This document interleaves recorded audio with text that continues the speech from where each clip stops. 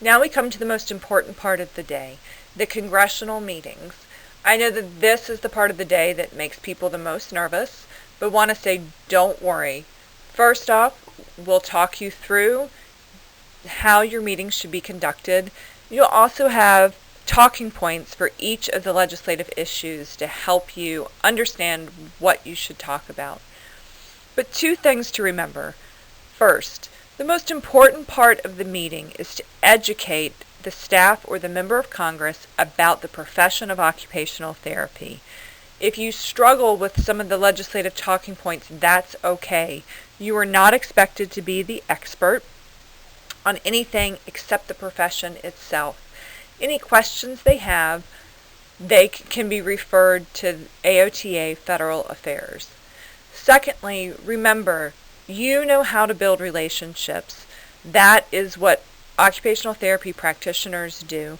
You know how to reach out to people. You know how to make people feel comfortable. So think of the congressional staffer in the same way you would think of a client. Approach them the same way, personably, open, and ready for a discussion. I wanted to reiterate a couple of things that may surprise you. First is the meeting location. House offices have very little space, so you may be meeting in a small and crowded area or in a non-traditional area like a hallway or a cafeteria. This is no reflection on you. It's really all the space that they have. But just be prepared to stay focused even if there's noise or other people walking around. Second is the meeting length.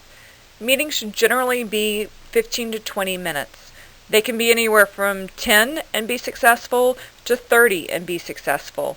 But be well aware that the staff's time is precious. So if you've made your point and you're finished, don't feel like you have to stay and talk to fill the whole 30 minutes.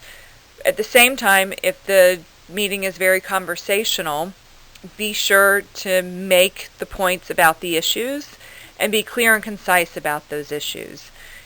Even if the staff is chatty and you're having a good conversation, keep the meeting to that 30 minutes because they may have, even if they're enjoying the meeting, they may have someplace else they need to be. Finally, members of Congress. If a member of Congress is in on your meeting, it's quite likely that they'll only be in on part of your meeting.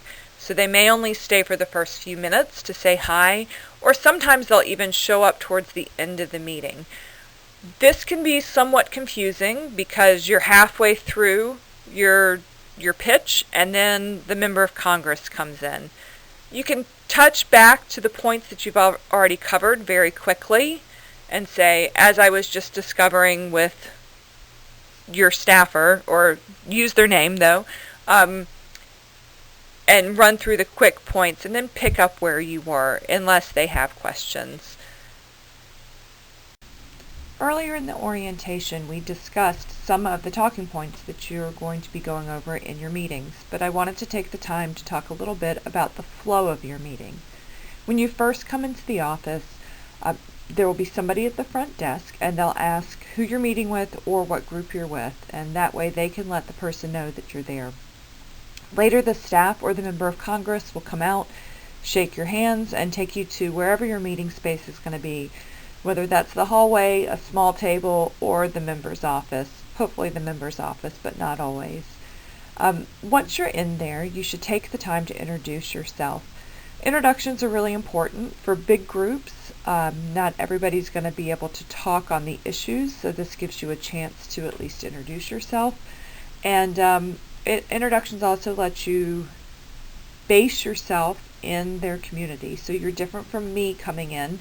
I'm not a constituent. By talking about where your training is, where your practice is, that helps show that you are from their community. If it's a very large group, you should probably introduce yourselves in groups. You know, that we're a group from Shenandoah University or whatever program you're with. That is the best way to get through large groups. And by a large group, I mean anything over about 12 people. After that, you're going to provide a quick overview of occupational therapy. And the best way to do this is to start by asking, how familiar are you with the profession of occupational therapy? This is a great opportunity to find those people who really know the profession. Their mom is an occupational therapist, their sister is an occupational therapy assistant, their best friend is is in school right now. Those are the people who we want to know, and you should definitely get back to us with that information if there's someone who's really familiar with the profession. More often you get a response that's something like, I'm somewhat familiar, I think I know what you do, or they'll give you one example of something that you do. This is your opportunity to give that quick introduction to the profession, but it's very important to give that introduction because it's going to really be the grounding for everything else that you talk about. If the person doesn't understand what OT is, they're not going to understand the rest of the talking points. So take the time. In your homework, one thing we ask you to do is make sure that you develop your elevator speech or your 1 minute so that you're ready for this part of the meeting. As you go through your legislative issues, choose the issue you're the most comfortable with to begin, because you may find that at the end of that discussion, the meeting's sort of reaching a conclusion. Maybe the person was really engaged in that issue. That's okay. If you only cover one legislative issue, but it was really engaging, you've been successful.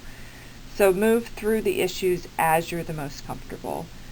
Then at the end, be sure to thank them for their time. And then ask what's the best way to follow up with them. After your meeting, you're about 60% of the way through. Follow-up is the next 40%. You've hooked them with the meeting, you got to reel them in with the follow-up. And the best way to do that is ask them what's the best way and what is the best time frame. It may be that they're not going to be able to ask their boss about this issue for another month for good reason. So that means in a month you're going to want to follow up with them. The follow-up means that they need to be accountable to you, and it's really important. Usually they're going to give you their card and they're going to say, shoot me an email. A couple of other meeting pointers. Be sure to avoid medical jargon or acronyms. Particularly on the House side, Congressional staff have many responsibilities. They may handle healthcare, agriculture, and defense. And the only people who have more acronyms than the medical field is the defense industry. I promise you, it's twice as many. So the acronyms can be very confusing, even if they're ones that you are quite comfortable with. So for example, ADL is one that we live and die by, but they may not be familiar with what that means. So if you say ADL, back up and say activities of daily living. Remember that familiarity with our issues may vary greatly. You may have a new staffer who doesn't know what occupational therapy is, doesn't know what the therapy cap is, and it's a different conversation than someone who's been there for 10 years and seen the process unfold and have tracked the issue. So get a read on how familiar with the issue and make your explanations shorter or longer to fit with this. Be an honest broker. Your credibility really is everything. It is okay if you don't know the answer. So you can say, I don't know the answer to that question, but AOTA staff can help you with that. You will have an opportunity on your feedback forms to give us that information that we need to follow up with that office.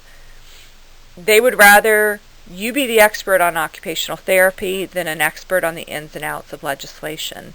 And if anyone gives you a hard time for not knowing all of the ins and outs, I say that's on them, that they should know better.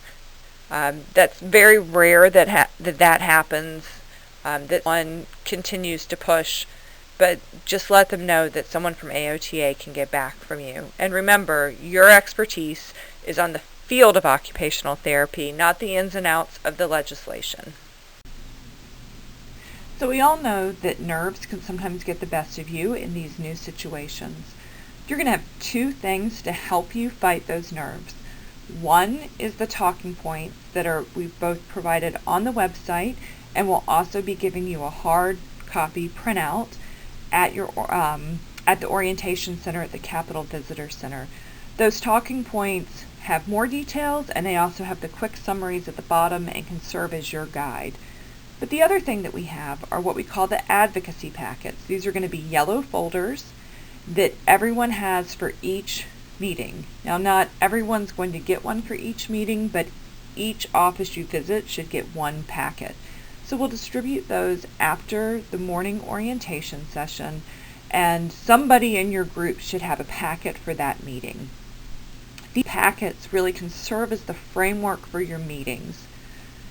As you discuss your different topics, you can hand the staff the relevant sheet from the packet and then discuss the issue that's included on that sheet. It's a great way to sort of frame up or organize the meeting. You have copies of everything that the packet includes so that you can see what's on there beforehand. The packet is going to include one-pagers on the 2 legislative issues that are going to be discussed. This may provide a little more detail than your talking points, and typically it's the kind of detail that a congressional staffer may be looking for when they're trying to make a decision on whether or not their boss is going to be support. You don't have to be the expert on some of those issues. We've put it in writing for them, and as I've mentioned before, you can always refer staff back to AOTA if they have detailed questions, but the one-pager should give them most of those details. The second thing that's in there is a one-pager on OT as a cost-effective solution. This one is to help guide your discussion about how OT is part of the solution. This is an evidence-based sheet that talks about how OT can save the healthcare system, a key goal of these members of Congress, in specific areas where there's really strong evidence, such as age-related decline, falls prevention, Alzheimer's disease, chronic pain, and chronic pain. I really recommend looking over this sheet before. Of all the sheets, I recommend looking at this one because this is that broader what OT is, what we can do, and everybody should be relatively comfortable with these, with the content of that. It's less legislative specific, but we're trying to get these offices to think more and more about how we are part of the solution and why they should include OT. There's also going to be a fact sheet in your folder about OT. It has what the educational requirements are, what the workforce looks like, and how many OTs are in each state. We do not include information about OTs by congressional district because we don't have the data at that specific of a level. There'll also be some brochures in there. One is a grip and grin. It's kind of cute. It's tips for how to handshake on the campaign trail without becoming injured, which actually does happen, but that's sort of a cute little hook. And then finally, there's going to be an extra sheet on OT's role in mental health. The mental health topic is somewhat complicated. I find that after we leave, people go, wait, I kind of get OT in mental health, I kind of get this issue. And so we've provided a little extra information to give them that hook for once you've left. In summary, the key things to remember is that you should always be respectful of the staffer's time. Don't let a meeting go past 30 minutes, and if possible, keep it to 15 or 20 minutes. Always remember that you are a resource on the profession of occupational therapy. Offer yourself as a resource, both for the profession and ties that you may have to the community. That is what the offices need from you. Be sure to leave your packet with the staff. Maybe at the end of the meeting, the nerves get to you a little bit and you want to just walk out of the office. Be sure to leave the yellow packet with them and take your stapled information with you. Be sure to ask when and how to follow up with them, and be sure to get a business card so that you have the right email address with which to follow up. Be sure to follow up afterwards. There are materials talking about the best way to follow up with congressional offices. But most importantly, say thank you. Everybody likes to hear a thank you. And honestly, there are some offices who don't respond to meeting requests. So even meeting with you is a reason enough to say thank you. But if they are a supporter or they're continuing to support us or considering supporting us, make sure to say thank you. And remember, have fun. It's an exciting opportunity, and these staff take these meetings multiple times a week, so there's nothing to be nervous about. They're the pros, and they should help make you feel comfortable as well.